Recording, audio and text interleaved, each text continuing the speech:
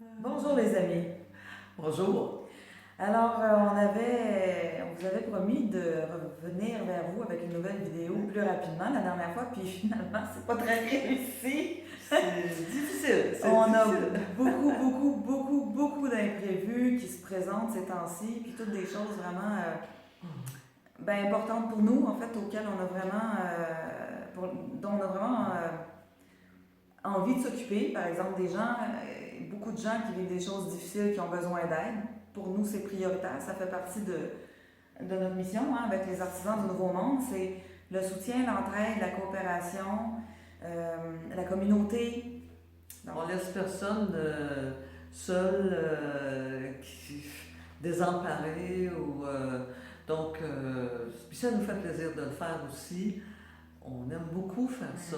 Donc, des fois, on a des choix comme ça à faire. Et c'est ce qui est arrivé depuis quelques semaines. C'est absolument incroyable, tous les imprévus qu'on a. oui, c'est fou. Donc, la plupart des bonnes choses, ou enfin des choses ça nous permet de faire du bien aux gens, sauf que voilà, on vous néglige un petit peu.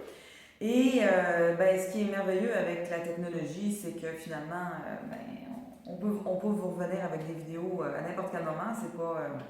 C'est pas très grave. C'est pas comme les gens qui ont des émissions de télé ou de radio, là, qui ont des horaires à respecter.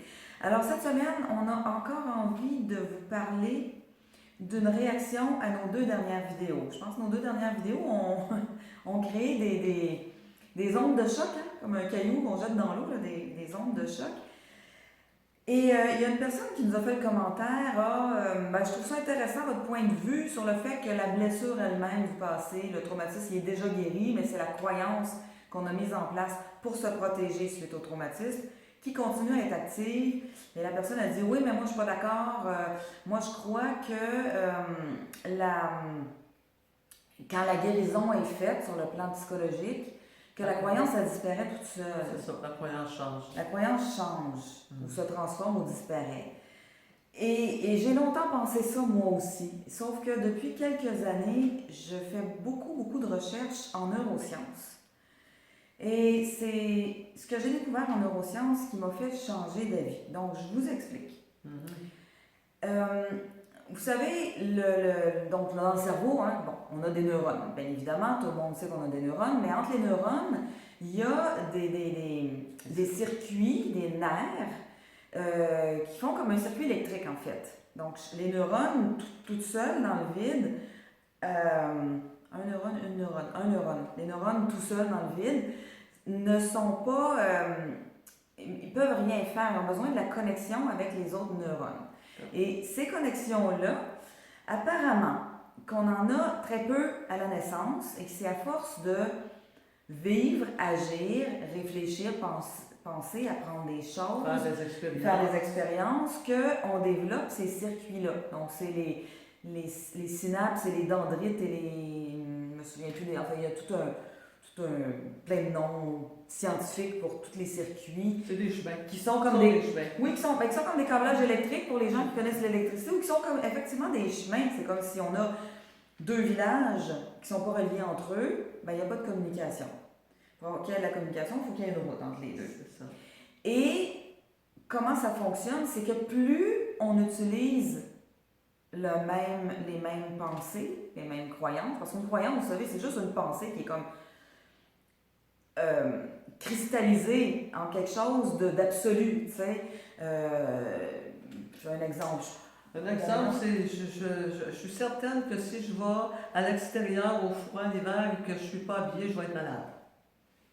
Alors, je peux avoir une pensée passagère que, il fait froid, je pourrais peut-être être malade, ou, il fait froid, c'est sûr que je vais être malade.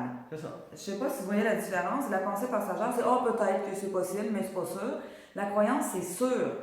Et quand on vit un traumatisme, c'est un réflexe naturel pour se protéger, c'est plus jamais j'irai, je vais tout faire faire tout en mon pouvoir pour ne plus recréer les mêmes circonstances pour être sûr de ne plus jamais revivre ce traumatisme-là. Donc, si je me suis perdue en forêt, je n'irai plus marcher en forêt.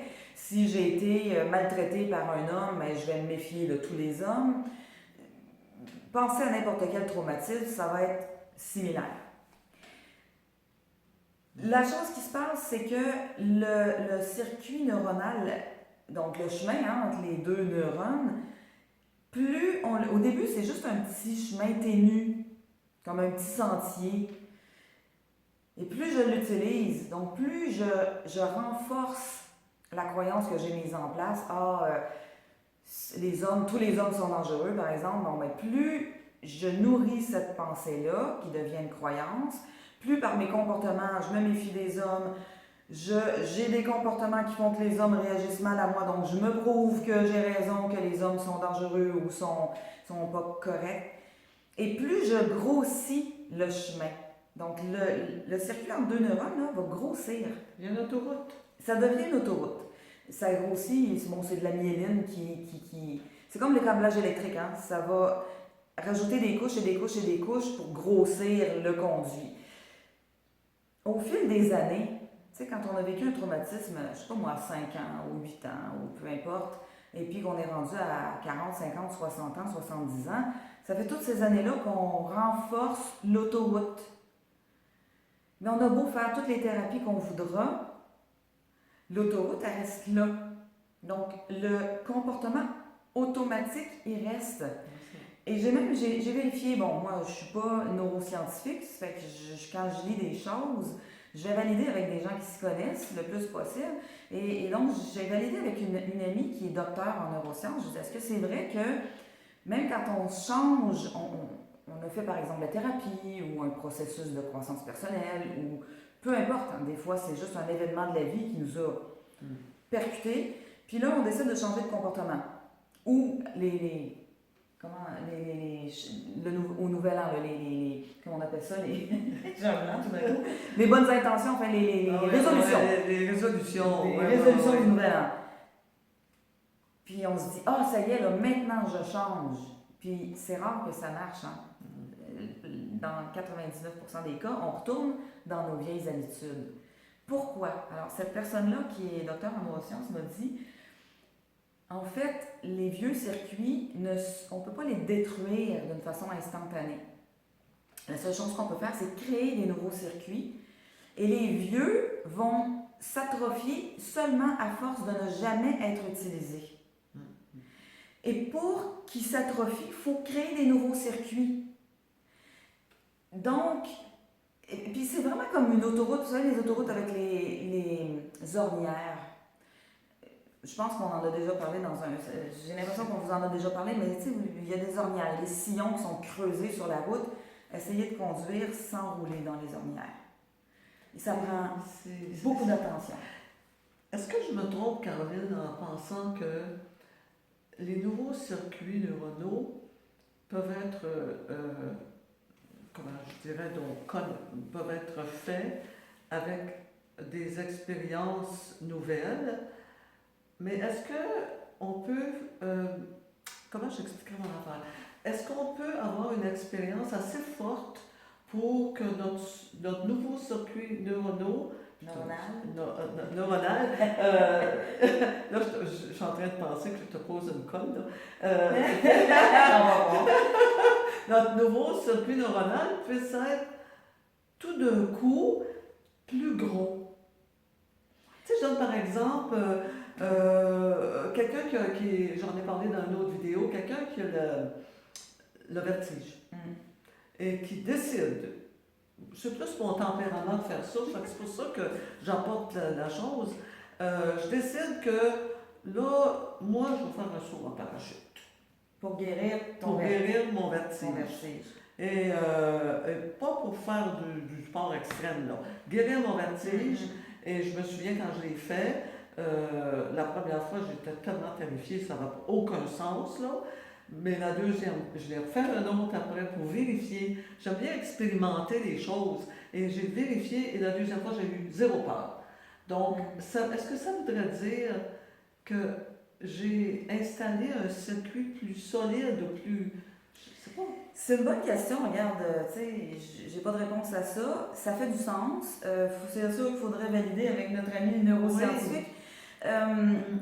Je pense qu'effectivement, selon l'intensité des expériences, d'ailleurs, c'est comme ça qu'on crée un chemin neuronal avec un traumatisme. C'est que le traumatisme, c'est une expérience qui est tellement intense que ça nous fait complètement changer notre vision de la vie puis nos comportements. Donc, ça peut être positif aussi, l'intensité d'une expérience comme ça. Je pense, par exemple, les gens qui font des choses, qui vont vivre des expériences très intenses en chamanisme ou... je connais des gens, par exemple, qui sont allés faire la Sundance avec les Amérindiens de l'Arizona. Vous savez, la Sundance, où les gens, ils s'accrochent des crochets dans le dos puis ils dansent... je sais plus si c'est du lever au coucher du soleil ou du coucher au lever du soleil. En tout cas, ils dansent pendant des heures jusqu'à ce que la peau déchire. Bon, on est d'accord, c'est pas nécessairement... C'est un peu violent. C'est pas nécessaire de faire ce genre d'expérience-là, mais ça induit d'une façon très, très, très, très puissante une expérience de mystique. Et on vit la même chose, par exemple, avec les chamans des traditions très conventionnelles ou ancestrales connaissent ça avec les sweat-lodges, les huttes de sudation des Amérindiens. C'est le même genre d'expérience qu'on peut vivre.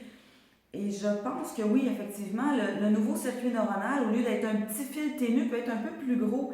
Mais le vieux s'efface toujours pas d'une façon instantanée.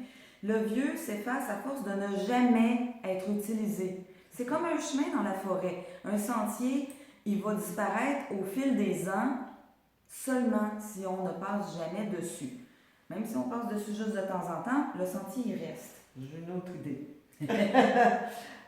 On en parlait cette semaine avec quelqu'un qui fait un travail qui est très très lourd pour elle. C'est pas tant le travail comme le contexte. Parce que cette année, c'est souvent pour des personnes qui sont pas en accord avec ce qui se passe au niveau social. Et la personne est toute seule à penser comme elle pense. Elle est trempée dans un milieu qui la... En tout cas, ça lui fait vraiment pas bien. OK. Donc, elle va persévérer dans cette situation-là par insécurité financière. OK? Si je laisse ça, je vais manquer d'argent. Dans 20 ans, ça peut être encore là, ça. C'est que l'insécurité financière est installée avec une expérience qu'on a eue. Tu sais, c'est certain que... Ça peut être notre éducation, l'insécurité de nos parents qui nous ont transmis. Oui, ça peut être plein de choses qui ont installé une croyance et on est resté là-dedans. Pour l'avoir vécu, je peux dire, je peux vraiment en parler, c'est que tant que je reste, tu me corrigeras parce que tu parles des circuits, tant que je reste dans cette situation-là, je renforcer ma croyance que c'est juste là que je vais être en sécurité et ce chemin-là, il devient vraiment plus important dans mon cerveau. Et effectivement, puis ce qui se passe, c'est que les gens se disent un jour je vais changer, quand je serai plus insécure, c'est je vais pouvoir partir. Sauf que tant que je reste dans le contexte que j'ai choisi par insécurité et qui est sur ce circuit neuronal-là, je ne peux pas en créer de nouveau. Et ça ne marchera jamais. Dans 20 ans, comme tu disais, ou dans 30 ans, je vais être encore aussi insécure, puis je vais encore me dire, un jour, peut-être que je vais être assez sécure pour en changer. Ça ne marche pas. Ça marche pas. C'est sûr qu'il faut faire un saut dans le vide là, à un moment donné. Et c'est vrai que ça fait peur. Beaucoup. Puis quand on dit, vous savez, quand on fait, dans beaucoup de disciplines spirituelles ou en croissance personnelle, on dit beaucoup, c'est là où c'est ce qui nous fait le plus peur, c'est là qu'il faut aller. C'est pas parce qu'on est mal fait, c'est juste parce que si ça nous fait si peur, c'est parce que justement, on a fui la situation. Et la seule façon de l'amadouer puis de l'apprivoiser, cette peur-là, c'est d'y aller. Tu parlais du saut en parachute, on ne peut pas guérir la peur du vide en n'allant jamais nulle part où il y a un peu de vide. Il y a des thérapies qui se font, on appelle ça le behaviorisme, où est-ce que quelqu'un qui a peur, par exemple, d'aller en avion, on va l'amener à expérimenter, même si c'est pas pour vrai, mais expérimenter la sensation d'être en avion. La personne dans le cas des phobies, ça c'est une phobie dans le fond, là, mais dans le cas des peurs extrêmes, on ne guérit jamais complètement. Les thérapies arrivent toujours à une limite au-delà de laquelle c'est impossible de continuer d'avancer sans vivre l'expérience pour de vrai. Donc, les thérapies pour guérir la peur de l'avion, à un moment donné, oui, on fait baisser la peur, mais à un moment donné, il faut y aller dans l'avion. C'est ça. C'est pareil avec toutes les phobies, toutes les grosses peurs. Penser que les choses peuvent changer sans qu'on agisse, c'est pas possible. On doit passer à l'action et attendre d'être libéré pour agir. Ça n'arrivera pas. Ça n'arrivera pas. Et en même temps, je suis d'accord qu'il ne faut pas se faire violence. Si je reprends l'exemple que j'avais déjà donné dans une autre vidéo de ma phobie des araignées. Oui. Moi, avant d'aller en Australie où il y avait des araignées grandes comme des bols à soupe, ben j'avais peur des petites mini-araignées grosses comme le petit bout de mon doigt, puis quand j'en voyais une, je venais tout en sueur, j'étais vraiment mal. Depuis que j'ai vu les araignées grosses comme des bols à soupe, les petites araignées me font moins peur. C'est ça. Je suis pas encore prête à les prendre dans mes mains. Mais je n'irai surtout pas prendre dans mes mains la grosse araignée. Comprenez, c'est pas... Il y a moyen de passer à l'action tout en le faisant graduellement, sans se faire violence. Ça dépend des tempéraments aussi. Tu sais, moi, ça. j'ai un tempérament que quand je réalise qu'il y a quelque chose qui m'empêche d'avancer, j'ai un tempérament que je me dis, bon, ben là, ça va faire, là, je vais y aller. Et je prends mon courage à 10 mains, pas à 2 mains, et j'y vais. Mais il y a d'autres personnes que ça va être plus graduel. C'est pas de les pousser tout d'un coup dans quelque chose. Non, ça va les traumatiser. C'est de respecter son rythme aussi, tu sais. Mais en fait, la magie, c'est de garder l'intention. Je pense que c'est ça. Hein? Garder l'intention que je veux changer. Parce que si j'attends que ma blessure soit complètement guérie avant d'agir, ben, j'ai moins de chances de partir sans que ça se passe. C'est-à-dire que oui, ça dépend.